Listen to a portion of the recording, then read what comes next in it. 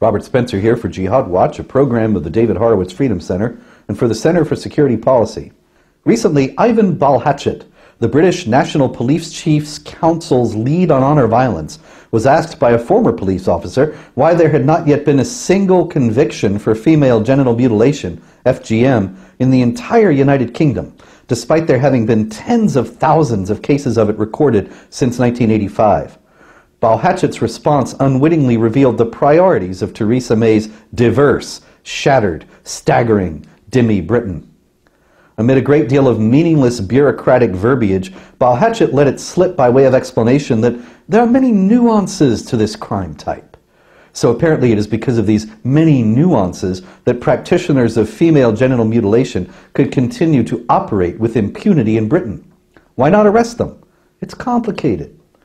In reality, it isn't complicated at all, and there aren't many nuances either. No, Balhatchet, there's only one nuance. And you and I and Theresa May and all of Britain knows what that one nuance is. The people who practice FGM are Muslims, and you don't want to offend them. And so you don't prosecute FGM cases. It isn't really any more nuanced than that, although you will batter your interlocutors with all manner of bafflegab to try to cover up that fact. Ivan Balhatchet and the UK press will never admit it, but FGM is an Islamic practice, sanctioned by Islamic law, and practiced by non-Muslims only in areas where there is a heavy Muslim presence. A manual of Islamic law states this: circumcision is obligatory for every male and female. And it goes on to say, circumcision of the female is by cutting out the clitoris. This is called kufad, female circumcision. That's from a Shafi'i manual of Islamic law, Reliance of the Traveler, section E4, number 3. FGM is widespread in 30 Muslim countries. So when Ivan Balhatchet says that he hasn't prosecuted thousands of cases of FGM because of nuance, he means in Britain today the Muslims are in charge.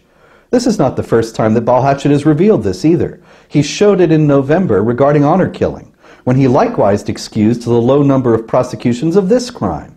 He said, honor-based abuse is a complex crime, which often happens within community or family networks that many victims find it very difficult to speak out against, and can face further threats, violence, or isolation if they do. In all cases, our priority is to safeguard vulnerable victims from this appalling form of abuse, so we work to put protection orders in place as soon as possible, even where a conviction is not possible.